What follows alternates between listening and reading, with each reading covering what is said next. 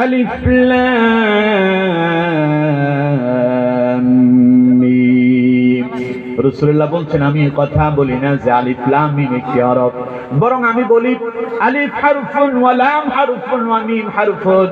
আলিফ একটি হরফ, লাম একটি হরফ, মিম একটি হরফ। আল্লাহর কোন বান্দা যদি একবার যদি পড়ে আলিফ লাম মিম, আল্লাহ পাক তার বান্দার আমলনামাতে 30টা নেকি লিপিবদ্ধ করে দেন।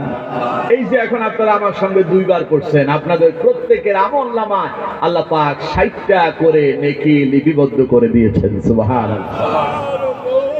আমার বন্ধুগণ, এই তো বললাম কোরআন ধরার কথা। কোরআন কেমনে পড়বেন তাও শোনালাম, কোরআনুল কারীম পড়লে আপনার কি লাভ হবে তাও শোনালাম। এবার শুনে কোরআন শোনার কোন পদ্ধতি আল্লাহ রাব্বুল আলামিন দিয়েছে কি দেয় নাই? আমার বন্ধুগণ, এই পৃথিবীতে কোন বই শোনার স্পেশাল কোন পদ্ধতি আছে নাকি? কিন্তু কোরআন শোনারও একটা পদ্ধতি যিনি দিয়েছেন তিনি কে? কোরআনুল কারীম থেকে শোনা। আল্লাহ রাব্বুল আলামিন বলছে বান্দারে আমার এই কোরআন যেইভাবে সেইভাবে শোনা যাবে না। একদিকে গান, একদিকে সিনেমা, আবার অন্যদিকে কোরআন তিলাওয়াত চলবে নাকি? জোরে কোন চলবে নাকি? আল্লাহ রাব্বুল আলামিন বলছেন ওয়া ইযা কুরিয়াল কুরআনু ফাসতামিউ লাহু ওয়া আনসিতু লাআল্লাকুম তুরহামুন। আল্লাহ রাব্বুল আলামিন বলছে বান্দারে আমার এই কোরআনটা শোনার একটা পদ্ধতি আমি দিয়েছি। বান্দারে তোমার সামনে যদি আমার এই কোরআন থেকে তিলাওয়াত করা হয়, আমার এই কোরআন থেকে আলোচনা করা হয়, তখন তোমার দায়িত্ব হলো ফাসতামিউ লাহ, চুপ করে যাও। কি করো? কি করো? চুপ করো। আমার বন্ধুগণ, আমার দেশে যখন কোরআনুল কারীমের তিলাওয়াত শোনা হয়, আমার দেশে যখন আযান হয় মসজিদগুলো থেকে, তখন আমার দেশের লোকদের যদি ঘরের ভিতরে যদি টেলিভিশন চলে, টেলিভিশন কি তখন চালু থাকে না বন্ধ হয়ে যায়? আমার বন্ধুগণ, আযানের সব শব্দগুলো কোরআনে আছে না নাই? দেখুন কেমন সম্মান।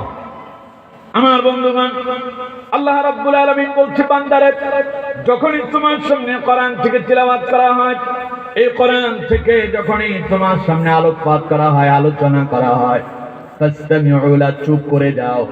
এই ফাসতামিউ লার ব্যাখ্যায় উলামায়ে কেরাম বলেছেন শুধু চুপ নয়, মুখটা বন্ধ রাখো, হাতের কাজকর্ম বন্ধ করে দাও, দিলের কানটা খুলে দাও, হৃদয়ের ভালোবাসা দিয়া, দিলের কান দিয়া এই কোরআনুল কারীম তোমার শ্রবণ শুনতে হবে, শ্রবণ করতে হবে। সুবহানাল্লাহ বলবেন না? তাহলে শুনতে হবে কেমনে?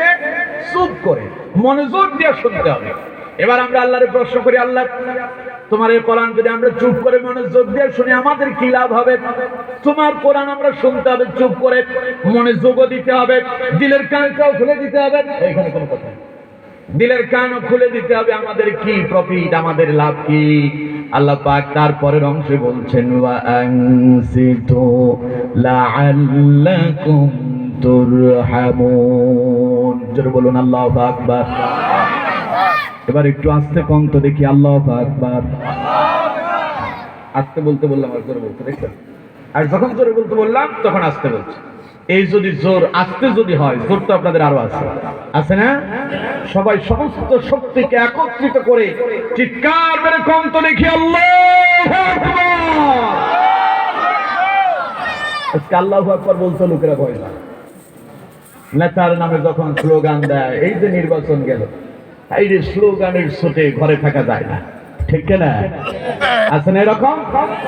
কিন্তু আল্লাহর নামে স্লোগান দিতে চায় না। আমি তো বলতে চাই, যেই ব্যক্তি মুসলমানের ঘরে জন্ম নেওয়ার পরে আল্লাহু আকবারের তাকবীরের আওয়াজ দিতে চায় না, মুসলমানের রক্তিকার জন্ম হয়েছে বলে আমার মনে হয় না, ঠিক না? আমার বন্ধুগণ, জীবনের সবচেয়ে বড় স্লোগানের নাম হচ্ছে আল্লাহু আকবার। সবচেয়ে বড় স্লোগানের নাম কি? আল্লাহ পাক বলছেন ওয়া রাব্বাকা ফাকাব্বির। সবচেয়ে বড় তাকবীর কার? আল্লাহ। জোরে কোন কার? আপনি যদি নেতার নামের স্লোগানটা জোরে দেন, আল্লাহর নামে একটু যদি আস্তে দেন, বুঝতে হবে নেতাকে আপনি আল্লাহর চাইতে উপরে উঠাই দিয়েছেন, তার মানে আপনার ঈমান চলে গেছে, ঠিক না? এর জন্য আমার বন্ধুগণ, মাঝে মধ্যে আল্লাহু আকবার কি আস্তে বলবেন না জোরে বলবেন? তাহলে এবার একটু জোরে কণ্ঠ দেখি আল্লাহু আকবার। আমার বন্ধুগণ, আল্লাহ রাব্বুল আলামিন বলছে বান্দারে ওয়া আনসিতু, যদি কোরআনটা তুমি চুপ করে মনোযোগ দিয়ে শোনো তাহলে তুমি তোমার রবের কাছে আশা করো লাআল্লাকুম তুরহামুন। জোরে বলুন আল্লাহু আকবার।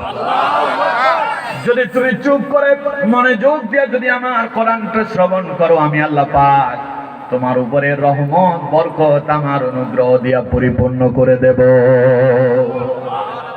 এই গেল শোনার কথা। এবার আসুন, আপনারা যারা শুনতে আসছেন আপনাদের কোনো প্রফিট আছে নাকি? রাসূলুল্লাহ বলছে নাই না? আমার বন্ধুগণ, বিশ্বনবী বলছেন লা ইয়াকউদু কওমুন ইয়াযকুরুনাল্লাহা তাআলা ইল্লা হাফাতুহুমুল মালাইকা ওয়া গাশিয়াতুহুমুর রাহমা ওয়া নাযালাত আলাইহিমুস সাকিনা ওয়া যাকারাহুমুল্লাহু ফীমান ইনদাহু। এই যে বাচ্চারা কথা বলে চুপ করে থাকো, ঠিক আছে? আমার বন্ধুগণ, আপনি এখন যেখানে বসে আছেন এটা গতকাল কেউ স্কুলের মাঠে ছিল, এখানে কোনো পুলিশ দিয়ে পাহারা দেওয়া হয় নাই, রাত দিয়ে পাহারা দেওয়া হয় নাই, এখানে কোনো বাহিনীর প্রয়োজন পড়ে নাই।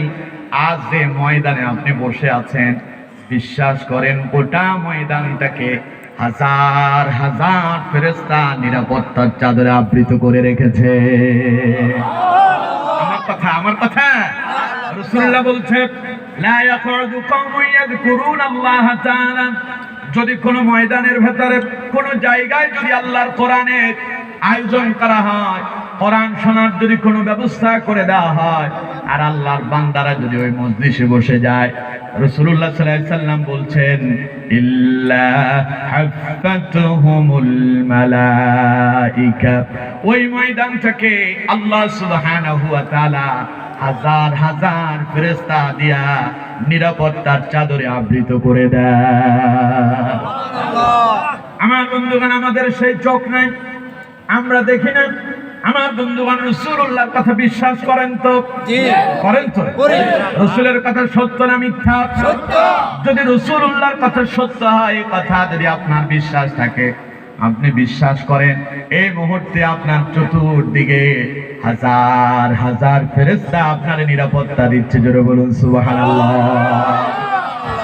এই যে আপনারা চতুর্দিকে যে প্যান্ডেল করলেন, পর্দা টানায় রাখছেন, রাসূলুল্লাহ বলছে ফেরেশতারা লাইনে লাইনে দাঁড়ায় আছে, কাতারে কাতারে দাঁড়ায়, একটা ফাঁকা জায়গাও নেই, একজন আরেকজনের শরীরের সঙ্গে লাইনে লাইনে দাঁড়ায় আছে, যাতে করে শয়তান এই কোরআনের মজলিসের ভিতরে হানা দিতে না পারে। আমার বন্ধুগণ, রাসূলুল্লাহ বলছেন শুধু যে ফেরেশতারা পাহারা দিচ্ছে তা নয়, ওয়া গাশিয়াতুহুমুর রাহমা, এই মুহূর্তে আল্লাহ সুবহানাহু ওয়া তাআলা এই ময়দানের প্রত্যেকটা মানুষের উপরে রহমত আর বরকত দিয়া পরিপূর্ণ করে দিচ্ছে।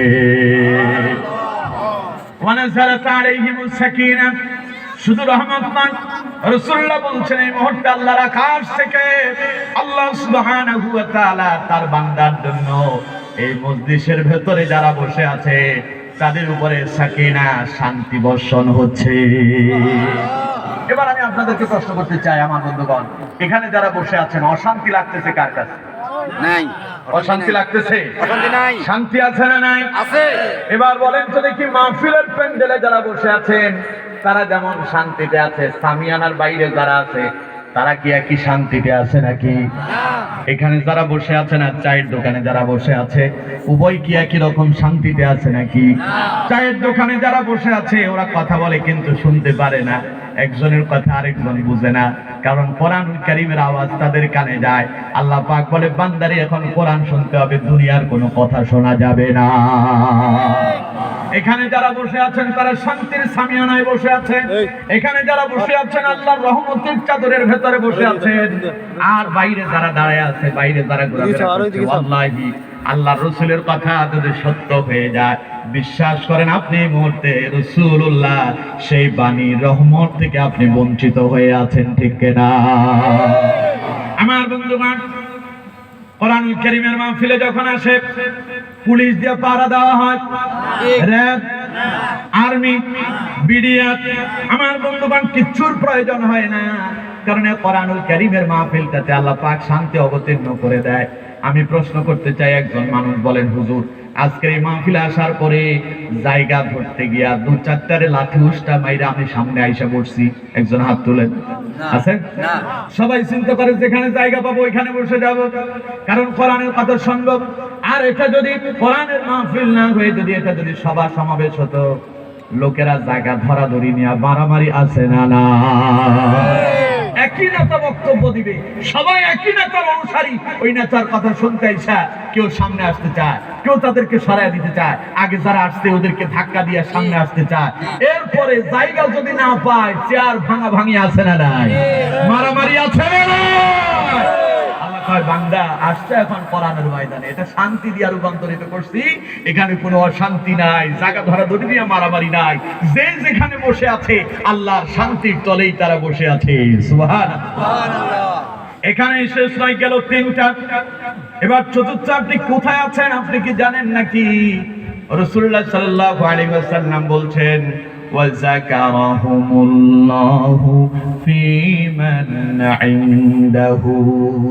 আমার বন্ধুগণ, আপনার ডানে যে লোকটা বসে আছে, আপনার বামে যে লোকটা বসে আছে, সামনে যে লোকটা আছে, পেছনে যে লোকটা আছে, একবার তাকায় দেখেন তো সবাই সবাই চেনেন কিনা? চেনেন?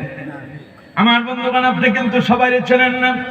কেউ নজরপুর থেকে আসছে, কেউ চাঁদপুর থেকে আসছে, কেউ পার্শ্ববর্তী গ্রাম থেকে আসছে, কেউ কাউকে চেনে না। আপনি আব্দুল্লাহ আব্দুর রহমান কোরআনের ময়দানে বসে আছেন, দুনিয়ার কেউ আপনারা চেনে না। এই মুহূর্তে আপনাকে নিয়ে যিনি কথা বলছেন তিনি কে? বসে আছেন আপনি নজরপুর হাই স্কুল মাঠে, এই মুহূর্তে এই ময়দানে আপনি আব্দুল্লাহ আব্দুর রহিম বসে আছেন, কেউ আপনারা চেনে না। আল্লাহ কে বান্দা আমি কিন্তু তোরে চিনতে ভুল করি না। সুবহানাল্লাহ বলে। আমার বন্ধুগণ, রাসূলুল্লাহ বলছেন এই মুহূর্তে যারা এই মজলিসে বসে আছেন, ময়দানে যারা বসে আছেন, আল্লাহর কোরআনুল কারীম যারা শুনতে আসছেন, আপনাকে নিয়ে আল্লাহ রাব্বুল আলামিন তার আরশে আজিমে ফেরেশতাদেরকে নিয়ে কথা বলা শুরু করেছে।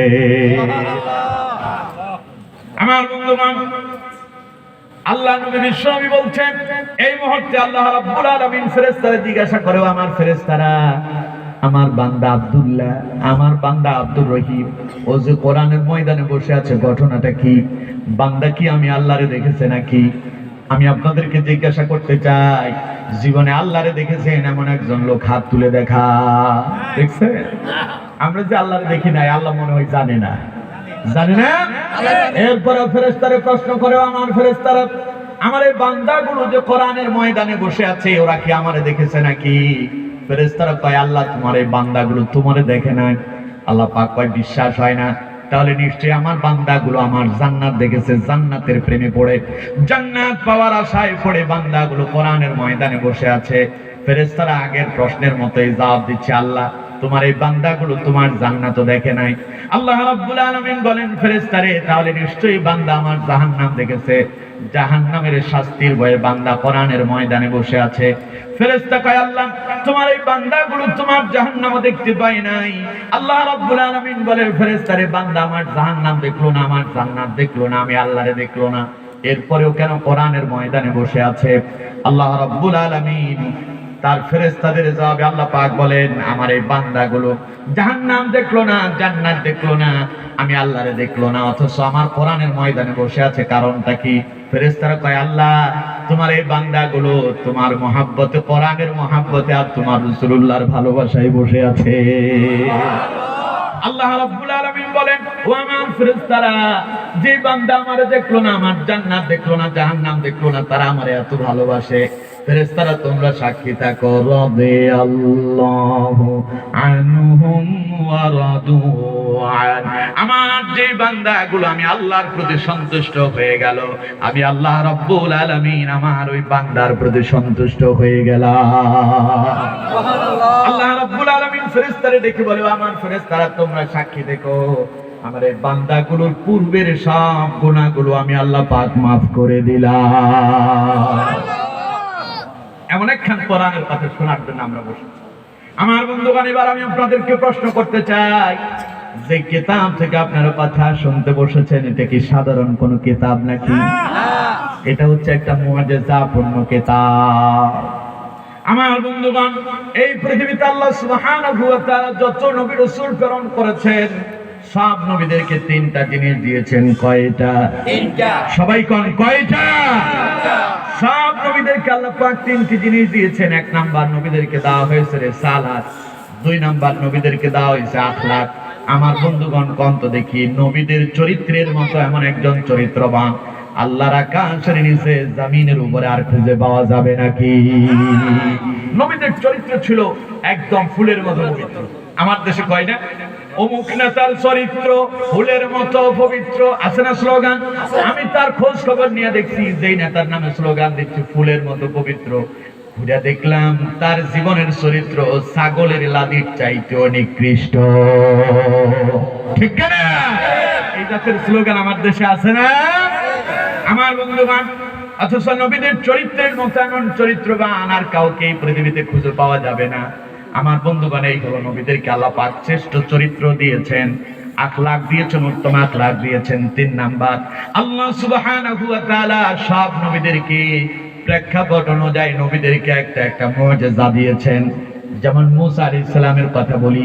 হযরত মুসা আলাইহিস সালাম তিনি যখন বনি ইসরাইলের নবী হয়ে আসলেন, তৎকালীন সময় লোকদের কাছে জাদু বিদ্যাটা ছিল অত্যন্ত আরামদায়ক, আনন্দদায়ক। জাদু দেখতে সবাই ভালোবাসতো, জাদু বিদ্যার প্রতি মানুষের খুব একটা আকর্ষণ ছিল। এই জন্য আল্লাহ সুবহানাহু ওয়া তাআলা ওই মুহূর্তে হযরত মুসা আলাইহিস সালামকে একখান লাঠি দিয়েছেন আর লাঠির ভিতরে মুআজিজা ঢুকায়া দিলেন। মুসা আলাইহিস সালাম যখন রাত্রিবেলায় ঘুমিয়ে পড়ে, এই লাঠিটা বিশাল বড় একটা অজগর হয়ে মুসা আলাইহিস সালামরে পাহারা দেয়। আমার বন্ধুগণ, এই মুসা আলাইহিস সালাম এই পৃথিবীতে আগমন করবে। এই মুসা আলাইহিস সালাম পৃথিবীতে আগমন করবে। মুসা আলাইহিস সালামরে ঠেকানোর জন্য চেষ্টা যেটা করেছিল, ওর নাম কি আপনারা জানেন নাকি? কি নাম? ফেরাউন। একদিন ফেরাউন স্বপ্নে দেখছে ও তার সিংহাসনে বসে আছে, ছোট্ট একটা বাচ্চা ফেরাউনের দিকে তেড়ে আসছে, দৌড়ায় আসতেছে। ফেরাউনের দিকে দৌড়ায় আসলো। ফেরাউনের নাকটারে লক্ষ্য করে লোকটা একটা ঘুষি মারলো, ছোট্ট একটা বাচ্চা। একটা ঘুষির আঘাতে ফেরাউন তার সিংহাসন নিয়া সিংহাসনটা ভেঙে গেল, ফেরাউনের নাকটা ফেটে গেল, রক্ত বেরোতে থাকলো। ফেরাউন তার সিংহাসন সুদ্ধা ভাঙা নিচে পড়ে গেল। মাশাআল্লাহ, নবনির্বাচিত চেয়ারম্যান না জনাব গিয়াসউদ্দিন ভূঁইয়া ভাই আমাদের মাঝে এসেছেন। এই ভাই আপনি মাইক চালেন, আমি বলতেছি। আমার বন্ধুগণ, আমাদের চেয়ারম্যান সাহেব এসেছেন, আমরা খুশি না বেজার? আরো জোরে কোন খুশি না বেজার? চেয়ারম্যান সাহেবের সম্মানার্থে আমরা একটা স্লোগান দিতে চাই, পারবো তো আমরা? সবাই একটা স্লোগান দেন, লিল্লাহি তাকবীর, নারে তাকবীর, আল কোরআনের আওয়াজ। আলহামদুলিল্লাহ, চেয়ারম্যান সাহেব খুশি হয়েছেন? সবাই কিন্তু সজাগ আছে, ঠিক আছে? আমার বন্ধুগণ, আলহামদুলিল্লাহ। আর কোনো কিছু দরকার আছে আমার ভাইরা? ঠিক আছে তো? আমার বন্ধুগণ, বলছিলাম হযরত মুসা আলাইহিস সালামের কথা। ফেরাউন স্বপ্নে দেখতেছে ছোট্ট একটা বাচ্চা তার দিকে তেড়ে আসছে, দৌড়ায় আসতেছে। সামনে দৌড়ায় আসলো, ফেরাউন সিংহাসনে বসে আছে। ছেলেটা আইসা ফেরাউনের নাক বরাবর একটা ঘুষি মারছে। ঘুষিটার ওজন এত বেশি ছিল ফেরাউনের নাকটাও ফেটে গেছে, আর সিংহাসন সুদ্ধা ভাঙা ফেরাউন নিচে পড়ে গেছে। ফেরাউন হাউমাউ করে চিৎকার মেরে উঠছে। আমার বন্ধুগণ, স্ত্রী জিজ্ঞাসা করে, কি হয়েছে স্বামী, আপনি এমন করেন কেন? ফেরাউন বলতেছে, আমি একটা দুঃস্বপ্ন দেখেছি।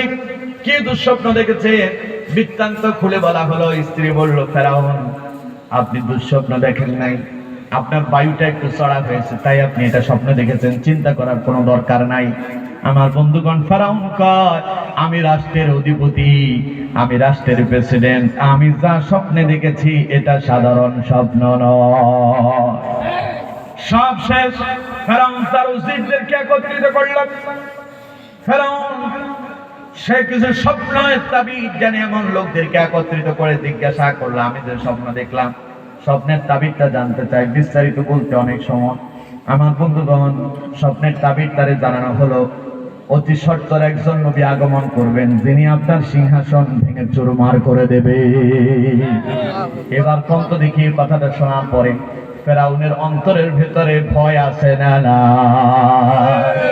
ভয় ঢুকাই দিলেন। তিনি কে? এবার ফেরাউন ষড়যন্ত্র করতে লাগলো, ওরে আসতে দেওয়া যাবে না।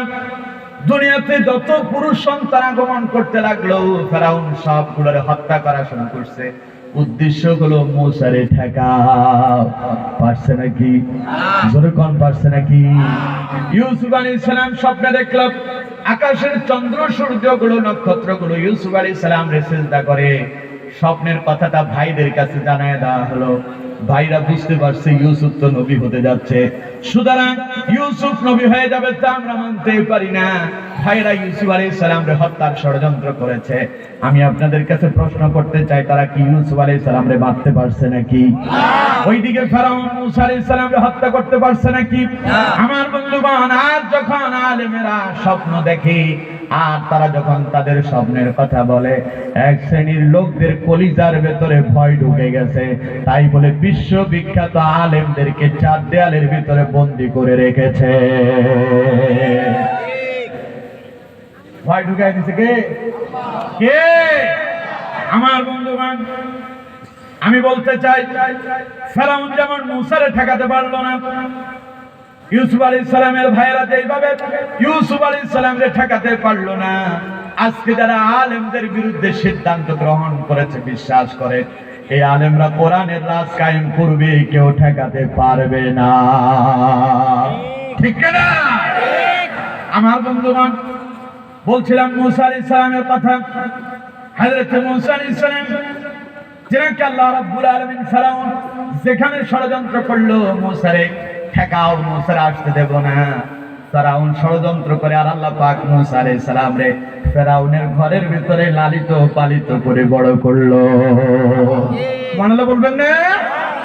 আমার বন্ধুগণ, মূসা আলাইহিস সালাম যখন বড় হলো, তিনি যখন নবুয়ত প্রাপ্ত হলেন, তিনি দাওয়াত দেন লা ইলাহা ইল্লাল্লাহু মূসা কালিমুল্লাহ। মূসা আলাইহিস সালাম কয় লা ইলাহা ইল্লাল্লাহ, আল্লাহ ছাড়া আর কোনো মাবুদ নাই। আর ফেরাউন কি কয়?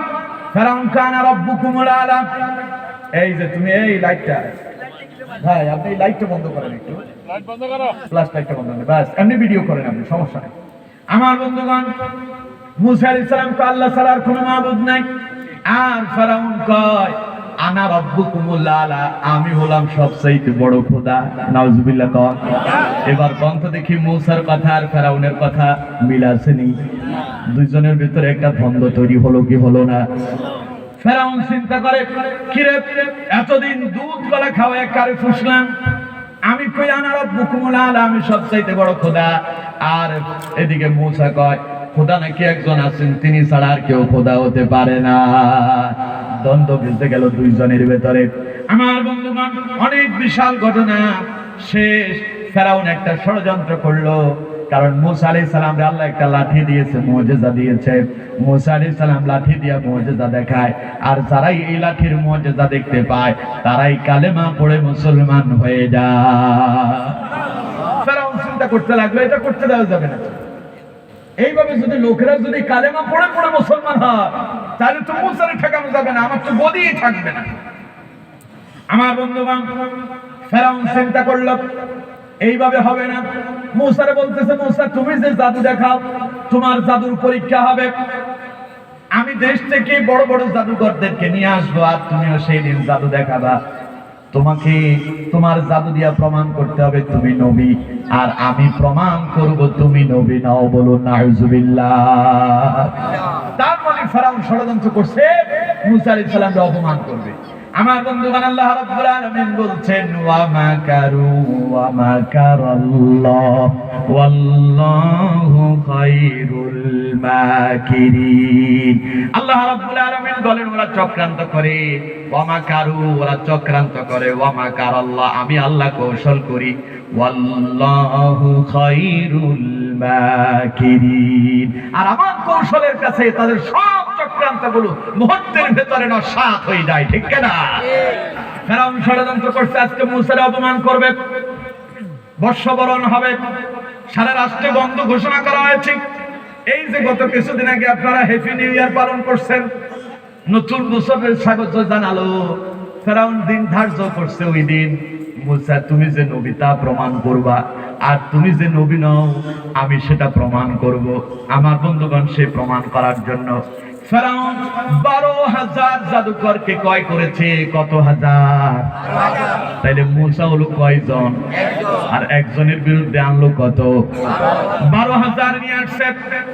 ফেরাউন চিন্তা করলে এই 12,000 যদি একসাথে জাদু দেখায় তাহলে কারো জাদু ফসকে যেতে পারে। সুতরাং এই 12,000 থেকে আবার যাচাই বাছাই করলো। এদের থেকে যাচাই বাছাই করে 400 জাদুকরকে আলাদা করছে। এই 400 জাদুকর থেকে আরো 12 কারা জাদু পারে, এই 400 থেকে আলাদা করে 70 জনকে বাছাই করলো। এই 70 জন থেকে আবার যাচাই বাছাই করে 5 জনকে আলাদা করছে। এই 5 জন মুসার সামনে জাদু নিক্ষেপ করবে। আমার বন্ধুগণ, এমন এক দিন ধার্য করা হলো, ওই দিন দেশের জনগণ সবাই থাকবে, সবার জন্য উন্মুক্ত পরিবেশ করে দেওয়া হলো। রাষ্ট্রের সমস্ত নাগরিকরা আসতে পারবে, সবাই দেখতে আসবে। মুসারে আজকে অপমান করা হবে। আল্লাহ রাব্বুল আলামিন কয়, ফেরাউন আজ মুসা অপমান হবে না, তোরে আমি আল্লাহ অপমান করে ছাড়বো। আমার বন্ধুগণ, জাদুকররা যখন মিশরে ঢুকলো, তারা সারাদিন লোকজন থেকে খবর নিতে লাগলো মুসা লোকটা কেমন। খবর নিয়ে জানতে পারলো মুসার কাছে নাকি একটা লাঠি আছে। মুসা যখন ঘুমায়া যায়, ওই লাঠিটা নাকি বিশাল বড় একটা সাপ হয়ে যায়। এই কথাটা শোনার পরে জাদুকরদের অন্তরের ভিতরে ভয় ঢুকাইয়া দিলেন কে? সারা রাত ঘুমাতে পারি নাই, ভয়ে অস্থির, না জানি আগামী দিন কি হতে যাচ্ছে। আমার বন্ধুগণ, সময় মতো ফেরাউন হযরত মূসা আলাইহিস সালাম এবং তার ভাই হারুন আলাইহিস সালাম উভয়কে দাওয়াত করলো, আমন্ত্রিত করা হলো, তাদেরকেও মেহমান করা হলো। তারাও সময় মতো উপস্থিত হলো। জাদুকররা মূসা আলাইহিস সালামকে ডেকে বলল, মূসা তুমি তোমার জাদু নিক্ষেপ করো। মূসা আলাইহিস সালাম কয়, আমি তো জাদুকর না, আপনারা জাদুকর, আপনারা সম্মানিত মানুষ, আগে আপনারা আপনাদের জাদুবিদ্যাগুলো নিক্ষেপ করেন। জাদুকররা কিছু রশি হাতে নিয়ে ওই রশিগুলোকে জমিনের ভিতরে নিক্ষেপ করলো। রশিগুলো সাফ হয়ে গেল। বিভিন্ন আসবাবপত্রগুলো জমিনের ভিতরে নিক্ষেপ করলো। কিছু বাঘ হয়ে গেল, কিছু সিংহ হয়ে গেল। মূসা আলাইহিস সালামের দিকে হাঁ করে তাকায় আছে। আমার বন্ধুগণ, আমি প্রশ্ন করতে চাই, মূসার সামনে যে সাপগুলো আছে এগুলো আসল না নকল? মূসার সামনে যে বাঘ ভাল্লুক সিংহগুলো আছে এগুলো আসল না নকল? জাদু হলো একটা ভেলকিবাজি। জাদু কি? ভেলকিবাজি, চোখের ধুলা। আমার বন্ধুগণ, একটু বড় মূসা আলাইহিস সালাম যেটা দেখাবেন ওটা কি ভেলকিবাজি নাকি? আমার বন্ধুগণ, ওরা যখন জাদুগুলো নিক্ষেপ করলো, সাপগুলো মূসার দিকে হা করে আছে, বাঘগুলো মূসার দিকে হা করে আছে, সিংহগুলো মূসার দিকে হা করে আছে। মূসা আলাইহিস সালাম একটু ভয় পেয়ে গেলেন। আল্লাহ রাব্বুল আলামিন মূসা আলাইহিস সালামকে রক্ষা করে বললেন, মূসা ভয় পাওয়ার কোনো কারণ নাই। ওয়ামা তিলকা বিয়ামিনিকা ইয়া মূসা, হে মূসা তোমার হাতে এটা কি? মূসা আলাইহিস সালাম জবাব দিলেন, ক্বালা হিয়া আসাইতা কালাতি। আল্লাহ রাব্বুল আলামিন বলেন, মূসা রে তোমার হাতে যেটা আছে এটা শুধু লাঠি নয়, চিন্তা করো না, টেনশন করো না, লাঠিটা মাটিতে ছেড়ে দাও।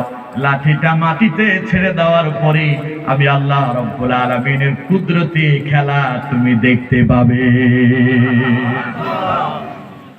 আমার বন্ধুগণ, মূসা আলাইহিস সালাম যখন লাঠিটা মাটিতে ছেড়ে দিল, আমি আপনাদেরকে প্রশ্ন করতে চাই, ঘটনা আপনারা সবাই জানেন। মূসা আলাইহিস সালামের সেই লাঠিটা কি লাঠি আছে না সাপ হয়ে গেছে? এবার কোন তো দেখি সাপ হওয়ার পরে এই সাপ যে ঘটনাটা ঘটাবে, এবার কি ফেরাউনের মাথা আগের মতো থাকবে না আরো খারাপ হবে? মূসা আলাইহিস সালাম লাঠিটা ছেড়ে দিল, বিশাল বড় একটা সাপে রূপান্তরিত হয়েছে। কিতাবের ভেতরে এসেছে ওই সাপটা একটা নিঃশ্বাস নিল। নিঃশ্বাস নেওয়ার সাথে সাথে ওই সামনে যত সাপ ছিল তাদের জাদুবিদ্যা দিয়ে তৈরিকৃত সাপ, সিংহ, বাঘ, ভাল্লুক যা ছিল সবগুলো এক নিঃশ্বাসের সঙ্গে ওই সাপের পেটের ভেতরে ঢুকে গেল। আল্লাহু আকবার, কইতে মন চায় না? আমার বন্ধুগণ, এবার কোন তো দেখি ফেরাউন মূসা আলাইহিস সালামকে অপমান করতে আসছে, এখন কত মূসাকে অপমান হলো না ফেরাউন অপমান হয়েছিল? আজকে আমার দেশের এক শ্রেণীর লোকেরা আলেমদেরকে অপমান করতে চায়, ঠিক কিনা? আলেমদের যখন হক কথাগুলো বন্ধ করে দিতে পারলো না, আলেমদের ব্যাপারে বিভিন্ন ধরনের ষড়যন্ত্র চক্রান্ত করলো, যখন কোনো কিছু খুঁজে পেল না, তখন আলেমদের বিরুদ্ধে নারী কেলেঙ্কারি দিয়া আলেমদেরকে মানুষের মাঝ থেকে আলাদা করতে চেয়েছে, ঠিক কিনা? তারা আলেমদের বিরুদ্ধে ষড়যন্ত্র করছে।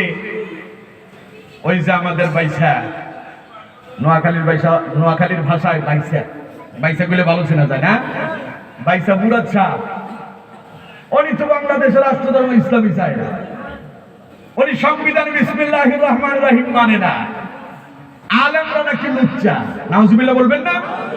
উনি নাকি আলেমদেরকে ধরে ধরে শেষ করে দেবে, নাউজুবিল্লাহ বলবেন না?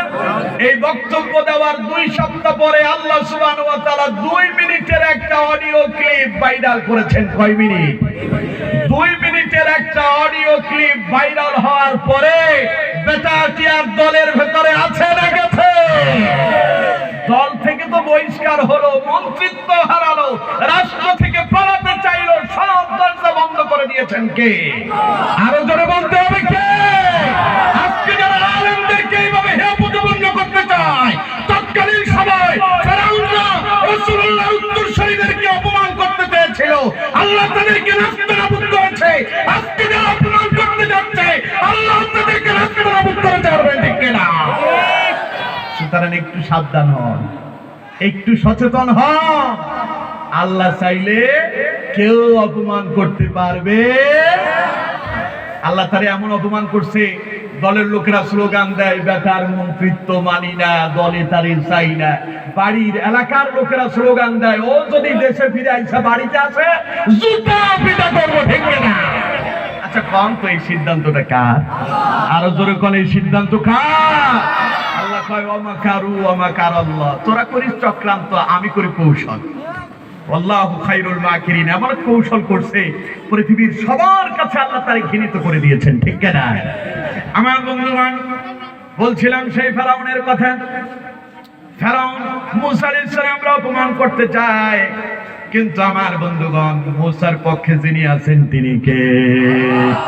আল্লাহ যদি কারো পক্ষ থাকে, পৃথিবীর কেউ কি তারে অপমান করতে পারে?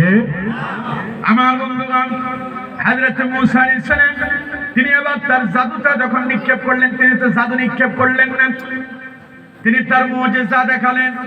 নবীরা যেটা দেখায় ওটারে কি কয়? মুজিজা। ওলিরা যেটা দেখায় সেটার বলে কারামত। কথা কি বুঝতে পেরেছি? নবীরা দেখান মুজিজা, ওলিরা যেটা দেখান সেটা হচ্ছে কি? কারামত। আমার বন্ধুগণ, মূসা আলাইহিস সালাম তার মুজিজা দেখালেন, লাঠিটা যখন মাটিতে ছেড়ে দিল, লাঠিটা বিশাল বড় একটা সাপের রূপান্তরিত হলো। নিঃশ্বাস যখন টেনেছে, সামনে থাকা বড় বড় সাপ, সামনে থাকা সিংহগুলো, বাঘ ভাল্লুকগুলো সব ওই লাঠির পেটের ভেতরে ঢুকেছে। এবার আমি প্রশ্ন করতে চাই, যখন নিঃশ্বাসটা নিল, এবার নিঃশ্বাস ছাড়ার প্রয়োজন আছে না? না। সাপটা এবার ওই ফেরাউনের সিংহাসনের পেছনে চলে গেল। যেই সিংহাসনে ফেরাউন বসে আছে, ওই সিংহাসনের পেছনে গিয়া সাপটা তার নিঃশ্বাসটা যখন থ্রো করলো, নিঃশ্বাসটা যখন ফেলে দিল, আমার বন্ধুগণ, কিতাবের ভিতরে এসেছে ফেরাউনের জীবনে কখনো সর্দি কাশি আমাশা হয় নাই, ডায়রিয়া হয় নাই। যখন ওই সাপটা গিয়া সিংহাসনের পেছনে গিয়া যখন তার নিঃশ্বাসটা ছাড়লো, ফেরাউন সাথে সাথে মঞ্চ নিয়া তার সিংহাসন নিয়ে ভাঙা পড়ছে। ওই জায়গার ভিতরে 40 বার পায়খানা করেছে।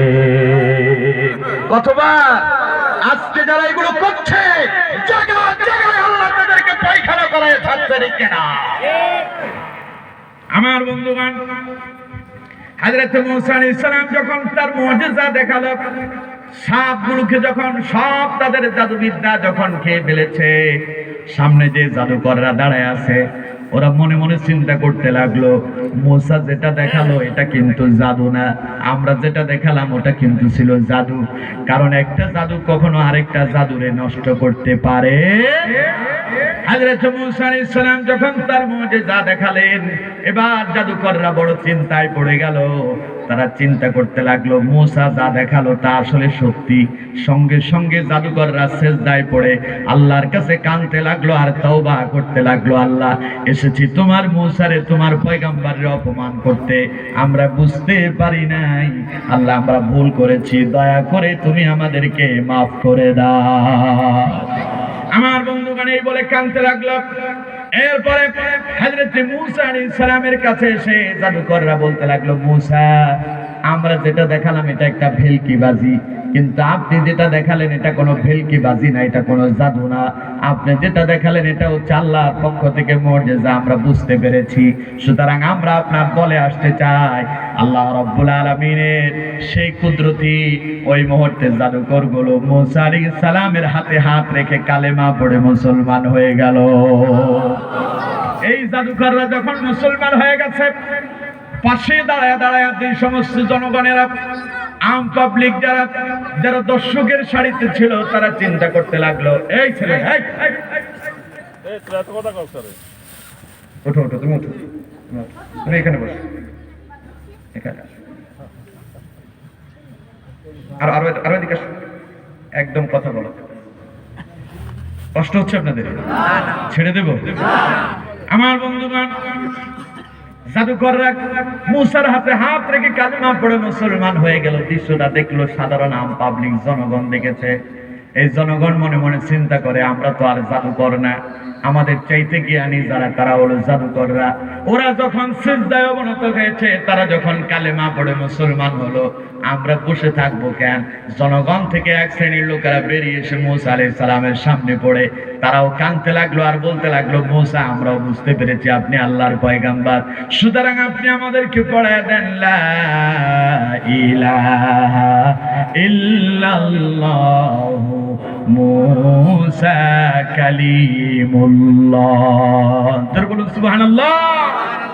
জনগণরা ওরাও কালেমা পড়ে মুসলমান হয়ে গেল, জাদুকররাও কালেমা পড়ে মুসলমান হয়ে গেল। আমার বন্ধুগণ, এবার আমি প্রশ্ন করতে চাই, নেতা ফেরাউন আনলো এদেরকে ইসলাম থেকে ঠেকানোর জন্য, এবার কোন তো দেখি ইসলামের পক্ষে লোক কি কমলো না বাড়লো? আমার দেশে ওয়াজ মাহফিল গুলোর বিরুদ্ধে 144 জারি করা হচ্ছে। তাফসীর মাহফিল করতে হলে অনুমতি লাগবে। এই জাতীয় কথা বলার পরে যেই আলেমের ব্যাপারে যত বেশি ষড়যন্ত্র হয়েছে, ওই আলেমের আলোচনা শোনার জন্য জনতার ঢল কম হয়েছে না বেশি?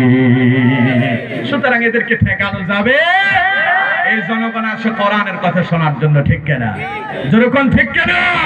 সুতরাং এই জনগণকে কোরআন থেকে আলাদা করা যাবে না, যাবে না, যাবে না, ঠিক কিনা? আমার বন্ধুগণ, ফেরাউন তো এবার বিপদে পড়ল, কি করা যায়? ওরা তো সবাই কালেমা পড়ে মুসলমান হয়ে গেল। এবার ফেরাউন বলতে লাগলো, আমার সৈন্য সেনারা তোমরা কোথায়?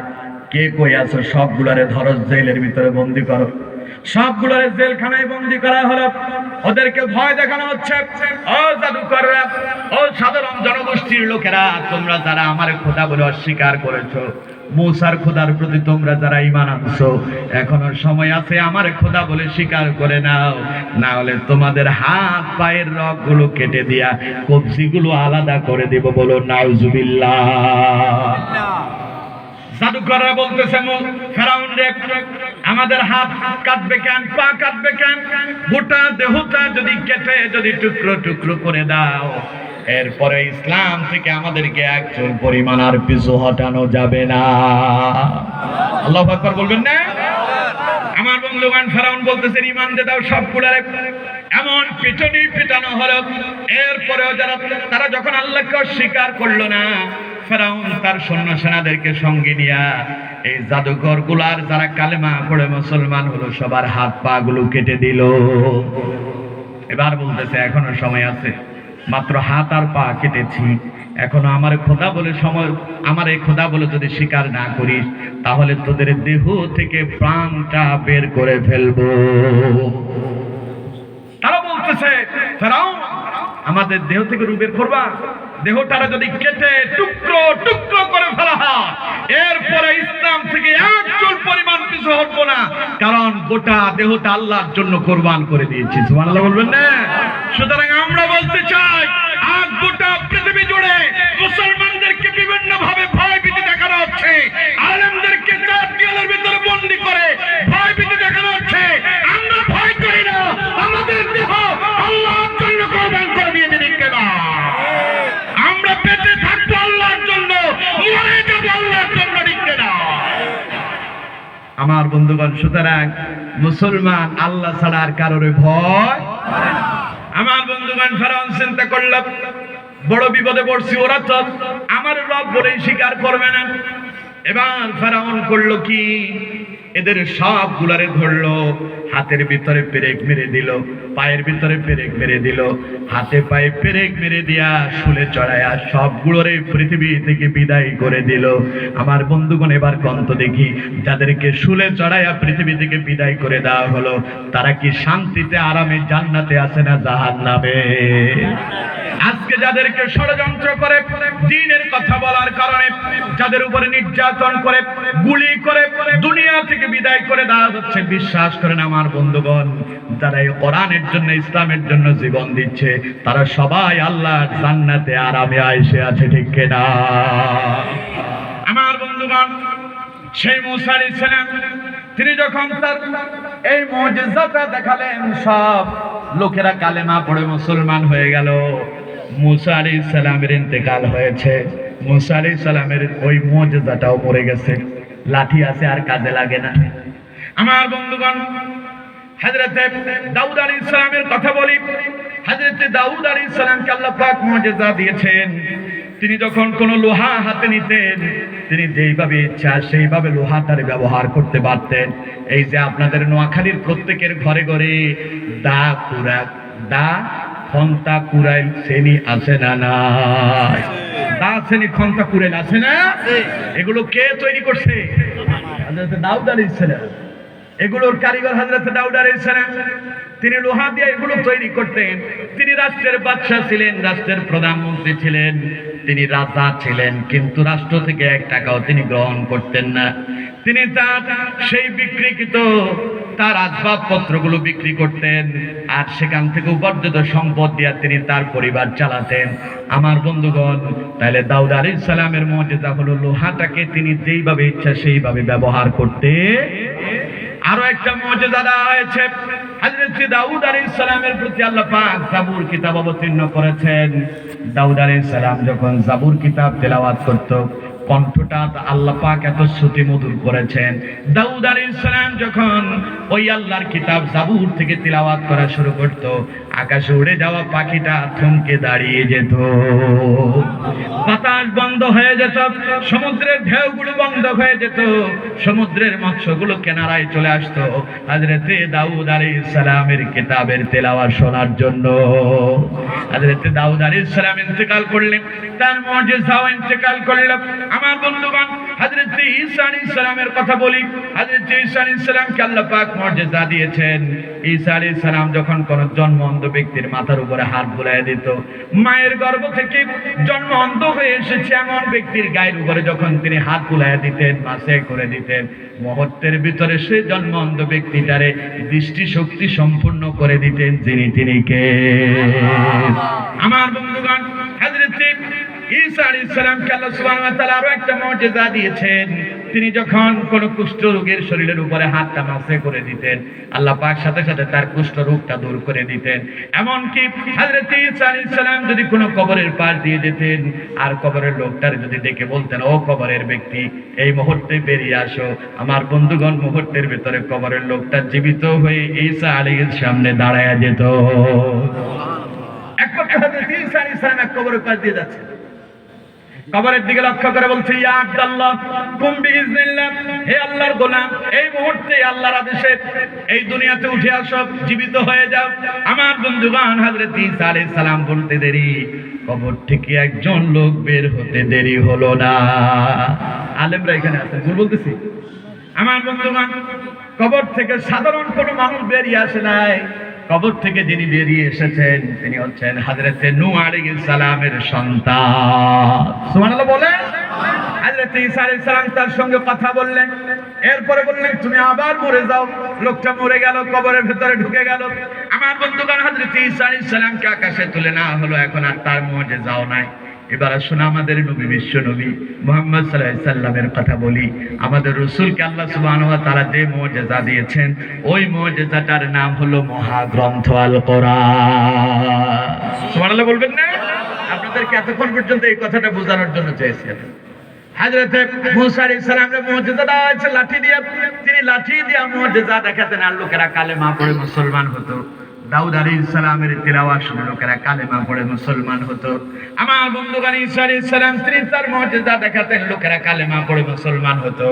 আমাদের নবী কোরআন তিলাওয়াত করে মানুষদেরকে কোরআন শোনাতেন, আর তার কোরআন শুনে শুনে লোকেরা কালেমা পড়ে মুসলমান হতে লাগলো। সুবহানাল্লাহ বলবেন না? আমার বন্ধুগণ, কেমন মুজিজাপূর্ণ কিতাব! বিশ্বনবী মুহাম্মদ সাল্লাল্লাহু আলাইহি ওয়াসাল্লাম তিনি যখন এই কোরআন তিলাওয়াত করত, মক্কার সবচাইতে কাফেরদের বড় নেতা নাম হচ্ছে আবু জাহেল। ছিলেন তো আপনারা? এই আবু জাহেলের বাড়িটা এখন কি? পায়খানা, টয়লেট বানায় দিলেন কে? যারা আবু জাহেলের পথের অবলম্বন করবে তাদের বাড়িঘর সুদ্ধা সবগুলোর টয়লেট বানায় দিবেন কে? আমার বন্ধুগণ, এই আবু জাহেল মক্কার বড় নেতা ছিল। আবু সুফিয়ান মক্কার বড় নেতা ছিল। আখনাস মক্কার বড় নেতা ছিল। এই মক্কার বড় বড় নেতাগুলো কিন্তু কালেমা পড়ে মুসলমান হয় নাই। রাসূলুল্লাহর কোরআন তেলাওয়াত শোনার জন্য রাতের আধারে বিশ্ব নবীর হুজরাত চতুর্দিকে ঘুরে বেড়াতো। সুবহানাল্লাহ বলবেন না? কিন্তু তাদের কপালে ইসলাম ছিল। আমার বন্ধুগণ, এবার চিন্তা করে দেখেন তো, যেই লোকগুলো ইসলাম কবুল করলো না, যেই লোকগুলো ঈমান কবুল করলো না, ওই লোকগুলো রাতের আধারে ঘুরে ঘুরে কোরআন তিলাওয়াত শুনে। এবার চিন্তা করে দেখেন তো, আমার রাসূলের উপরে আল্লাহ যে কোরআন দিয়েছে, এটা কি কম মুজিজাপূর্ণ না বেশি? আমার বন্ধুগণ, এই কোরআন যখন আমার দেশের কারি সাহেবরা পড়ে, এই যে গত কিছুদিন আগে আমাদের ফেনীতে মিজান ময়দানে কেরাত সম্মেলন হয়েছে না? একজন কারি সাহেব সূরা ফাতিহা এক পৃষ্ঠাতে পড়ে দিয়েছে। আল্লাহু আকবার! নেটে দেখেন না? ওরা দেখেন নাই? পশম দাঁড়িয়ে যায়। আমার বন্ধুগণ, এবার চিন্তা করে দেখেন, আমার দেশের কারি সাহেবের কোরআন তেলাওয়াত যদি এত মজার হয়, যে নবীর উপরে কোরআন অবতীর্ণ হয়েছে তার কণ্ঠে যদি কোরআন তেলাওয়াত শোনা যেত, মজা কি কম লাগতো না বেশি? আমার দেশের কারি সাহেবরা পড়ে, আউযু বিল্লাহি মিনাশ শাইতানির রাজীম, বিসমিল্লাহির রাহমানির রাহিম,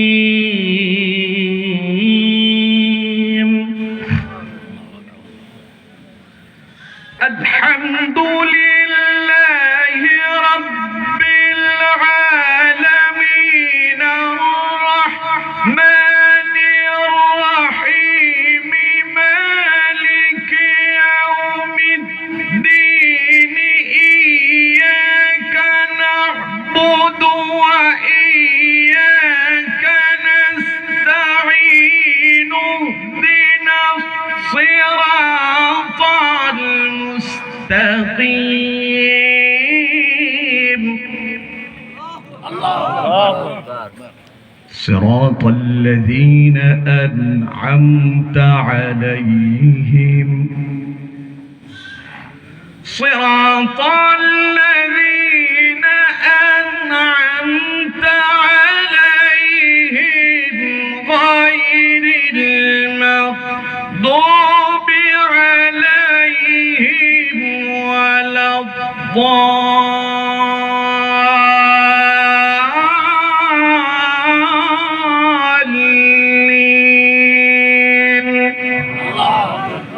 মজা আছে না? একই সূরা যখন মক্কার ইমাম সাহেব পড়ে, বিসমিল্লাহির রাহমানির রাহিম, আলহামদুলিল্লাহি রাব্বিল আলামিন, আর-রাহমানির রাহিম, মালিকি ইয়াউমিদ্দিন, ইয়্যাকা না'বুদু ওয়া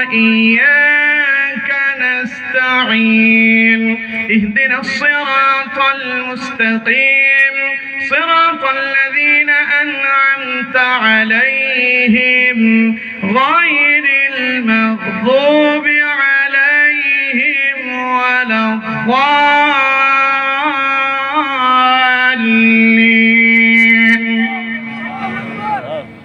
জুমার দিন পড়ে سبح اسم ربك الأعلى الذي خلق فسوى والذي قدر فهدى والذي أخرج المرعى فجعله غثاء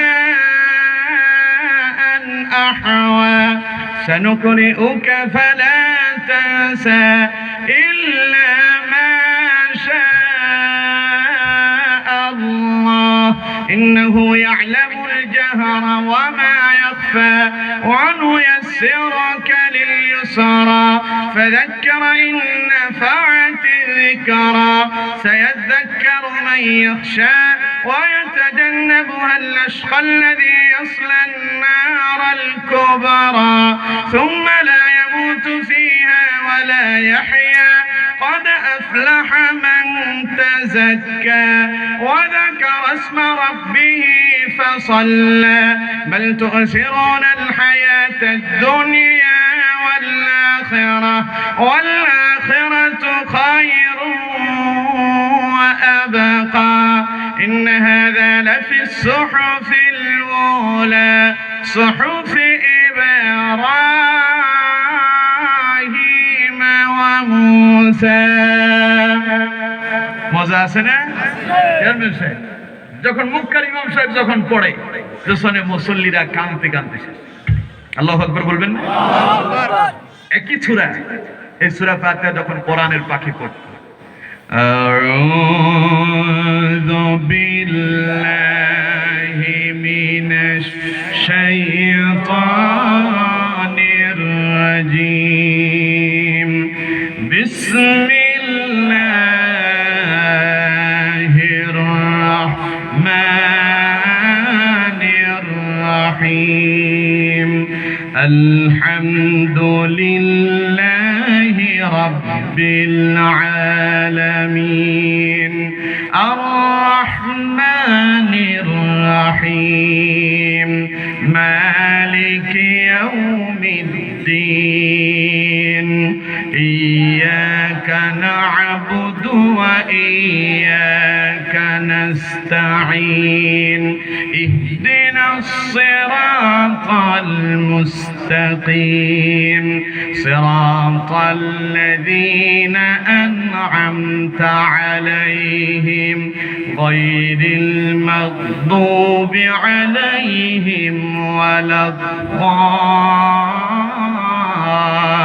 ওয়ালাদ-দাল্লিন সবাই পড়ো না আমিন মজা আছে না না আজ অনেকটা বছর এই তিলাওয়াত আর শোনা যায় না ঠিক না আমরা বিভিন্ন জায়গায় কথা বললে লোকেরা বলে আমরা নাকি তার কণ্ঠে কথা কই আমার বন্ধুগণ আমরা যে কণ্ঠে কথা কই এই কণ্ঠ শোনার জন্য হাজার হাজার মানুষ আসে এবার চিন্তা করে দেখেন এটা কিন্তু নকল কণ্ঠ আমরা যে কণ্ঠে কথা কই এটা কি নকল এবার যদি আসলটা যদি বসতো এই বাংলাদেশে এমন কোন ময়দান নাই যে ময়দানে মানুষের জায়গা দেওয়া যেত না বহু আলেমের কণ্ঠে আলোচনা শুনেছি বহু মুফাসসির কথা বলছেন সবার কণ্ঠ শুনে দেখেছি আমাদের সে কোরআনের পাখির মতো শোনা যায় আজ থেকে 10-12 বছর আগে কথা বলছি এখনো যদি শুনে আজকে শুনে মনে হবে যেন গতকালকের আলোচনাটা তিনি করছেন ঠিক না আহা আল্লাহ মানুষটারে আরেকবার কোরআনের ময়দানে ফিরাইয়া দাও আমিন কইবেন না আমিন আল্লাহ আরেকবার কোরআনের ময়দানে ফিরাইয়া দাও আমার বন্ধুগণ কি মজা যে লাগতো আজ যখন আমার দেশের হাফেজ সাহেবরা পড়ে মাহে রমাদানে أعوذ بالله من الشيطان الرجيم بسم الله الرحمن الرحيم الحمد لله رب العالمين الرحمن الرحيم مالك يوم الدين إياك نعبد وإياك نستعين اهدنا الصراط المستقيم صراط الذين أنعمت عليهم غير المغضوب عليهم ولا الضالين آمين মজা আছে না মাহে রমাদান ইফতার সামনে রেখে আমরা শুনি ঠিক না যখন শুনি সময়তে কোন দিক দিয়ে চলে যায় আমরা টেরও পাই না আল্লাহু আকবার বলবেন না এটা কোরআনের মুজিজা এটা কিসের মুজিজা কোরআনের মুজিজা আমার বন্ধুগণ এবার চিন্তা করে দেখেন তো এই কোরআন যদি আমার দেশের হাফেজ সাহেবদের কণ্ঠে অত মজা লাগে আমাদের আল্লামার কণ্ঠে যদি অত মজা লাগে এই কোরআন যদি কাবা শরীফের ইমাম সাহেবের কণ্ঠে যদি অত মজা লাগে এই কোরআন যদি মিশরের কারি সাহেবদের কণ্ঠে যদি অত মজা লাগে এই কোরআন যে রাসূলের উপর অবতীর্ণ হয়েছে ওই নবীর কণ্ঠে শুনতে মজা এর চাইতে কম লাগতো না বেশি লাগতো আমার বন্ধুগণ ওই মক্কার আবু জাহেলেরা আবু লাহাবরা এমনিতে পাগল হয়ে রাসূলের কোরআন তেলাওয়াত শুনে নাই সারা রাত ঘুরতো একদিন তো একজন আরেকজনের কাছে ধরাই পড়ে গেছে একদিন আবু জাহেল কোরআন শুনতে শুনতে হঠাৎ করে দিনের আলো ফুটে উঠেছে এখন আবু জাহেল যখন দিনের আলো ফুটে উঠছে পালানোর জন্য চাইলো যেতে দেখে যে সামনে যেটা বসে আছে ওটার নাম আবু সুফিয়ান আবু জাহেলের জিজ্ঞাসা তুমি কোত্থেকে আসছো এখন আবু জাহেল আবু সুফিয়ানের কয় আমারও তো একই প্রশ্ন তুমি এখানে কি করো এখন দুইজন যখন একজন আরেকজনের সঙ্গে কথা কয় এমন সময় আখনাস বেরিয়ে আসছে আবু জাহেলের উপদেষ্টা ছিল লোকটা ও যখন বেরিয়ে আসছে এখন ওরে দেখা দুইজনে জিজ্ঞাসা তুমি এখানে কি করো এখন আখনাস বলতেছে তো আমি তো কর্মী নেতারা এখানে কি করে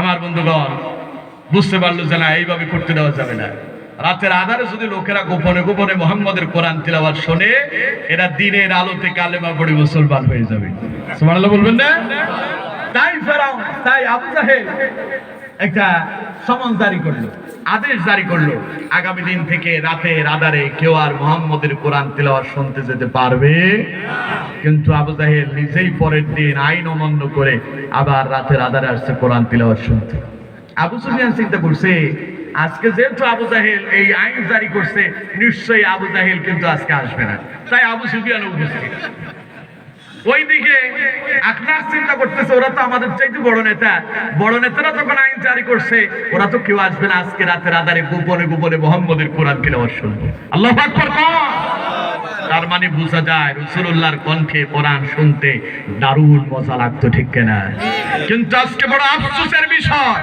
এই 90% মুসলমানের দেশ ওলি আল্লাহদের দেশ শাহজালাল শাহ পরান শাহ মাকদুম খানদান আলীর এই বাংলাদেশে কিছু লোক কোরআন শোনে না কোরআন শুনতেও দেয় না আমার কথা ঠিক না বেঠে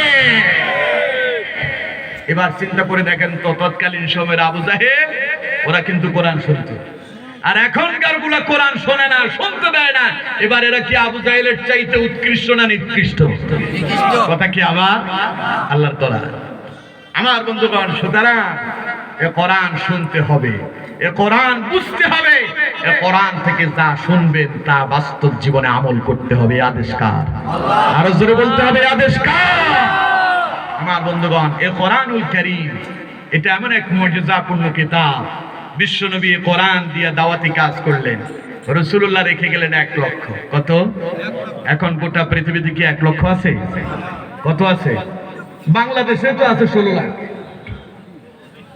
গোটা পৃথিবীতে বাংলাদেশে আছে 16 কোটি গোটা পৃথিবী জুড়ে 200 কোটি মুসলমানের কোরআনের ছায়া তলে এসেছে আলহামদুলিল্লাহ আরো জোরে কোন আলহামদুলিল্লাহ মুসা আলাইহিস সালামের ইন্তেকালের পরে তার মুজিজাও শেষ হইছে লোক আর তার ওই লাঠি দিয়ে আর কেউ মুসলমান হয় নাই দাউদ আলাইহিস সালামের ইন্তেকালের পরে তার সেই দাসেনি খন্তা কুরাইশ দেখে লোকেরা আর কালেমা পড়ে নাই ঈসা আলাইহিস সালামকে উঠায় নেওয়ার পরে লোকেরা আর কালেমা পড়ে মুসলমান হতে হয় নাই কিন্তু মুহাম্মদ সাল্লাল্লাহু আলাইহি ওয়াসাল্লাম এই কোরআন রেখে গেলেন তিনি এই কোরআন দিয়ে লোকদেরকে ইসলামের সুশীতল ছায়াতলে নিয়ে এসেছেন আজ এই কোরআনের দাওয়াত দিয়া আমরা যখন কথা বলি লোকেরা কোরআন পড়ে কোরআন শুনে কোরআন বুঝে তারাও কালেমা পড়ে মুসলমান হতে শুরু করেছে ঠিক কিনা আমি আপনাদেরকে প্রশ্ন করতে চাই এই যে 1500 বছর আগের এই কোরআন আগে যেমন ছিল এখনো তেমন আছে না নাই আরো জোরে কোন আছে না না এই কোরআন মুছে যাওয়ার মনে হয় কোনো ষড়যন্ত্র হয় নাই এই গত 1450 বছর কিংবা 1500 বছর আগ থেকে আজ অব্দি এমন একটি কোনো মুহূর্ত নাই, এমন একটি ঘন্টা নাই, এমন একটি দিন নাই, এমন একটি রাত নাই যে কোরআনকে মুছে দেওয়ার ষড়যন্ত্র করা হয় নাই। এই কোরআনকে লাথি মেরে টয়লেটে ফেলে দেওয়া হয়েছে। নাউজুবিল্লাহ বলবেন না? এই কোরআনকে মুছে দেওয়ার জন্য কোরআনকে সমুদ্রের ভেতরে নিক্ষেপ করা হয়েছে, আগুনে পোড়ানো হয়েছে। এরপরেও কি কোরআন মুছে দেওয়া গেছে? কোরআন মুছে দেওয়া সম্ভব? আল্লাহ পাক বলছেন, ইন্না নাহনু নাযালনা যিকরা ওয়া ইন্না লাহু লাহাফিজুন। এই কোরআন অবতীর্ণ করেছেন কে? আর কোরআন হেফাজতের দায়িত্ব কার হাতে? আরো জোরে বলতে হবে, কার হাতে? আমার বন্ধুগণ, সুতরাং এই কোরআন 1500 বছর আগ থেকে জ্বালিয়ে দেওয়ার ষড়যন্ত্র চলছে, আজ অব্দি চলছে, কিয়ামত অব্দি চলবে। কিন্তু এই কোরআন কেউ নিভাইয়ে দিতে পারবে? আমার দেশের কিছু মানুষ মুসলমানের ঘরে জন্ম নিছে, নাম সলিমউদ্দিন কলিমউদ্দিন আব্দুল্লাহ আব্দুর রহমান রাখছে, কিন্তু এই জাতের লোকগুলো কোরআনের সাথে যখন তার মতের সঙ্গে মিলে না, তখন এই কোরআনকে সেও মানতে চায় না। ঠিক কিনা? যেরকম ঠিক কিনা?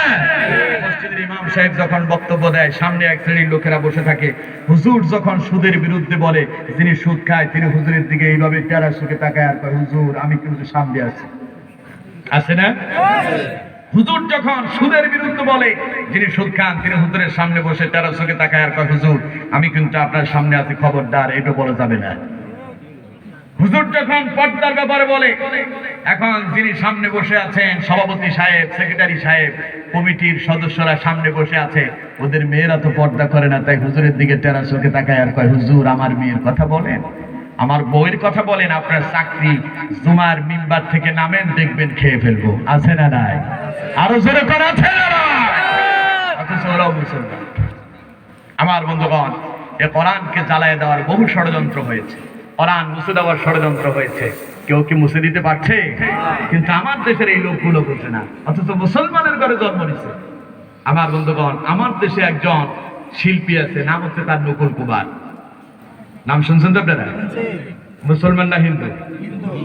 অমুসলিম, সনাতন ধর্ম অবলম্বী। যখন বিশ্বের কাফেরেরা কোরআনকে জ্বালায় দেওয়ার ষড়যন্ত্র করছে, তিনি তখন টেলিভিশনের পর্দায় বসেছিলেন, একটা টক শো করতেছেন। তার কানে খবর আসলো যে কোরআনকে জ্বালায় দেওয়া হচ্ছে, কোরআনকে নিভাইয়ে দিতে চায় এক শ্রেণীর লোকেরা। তখনই সেই হিন্দু মানুষটা এ কোরআনের পক্ষে একটা গান লিখছেন। সুবহানাল্লাহ বলবেন না? গানটা শুনবেন। নকুল বলছে, যদি আগুন লাগে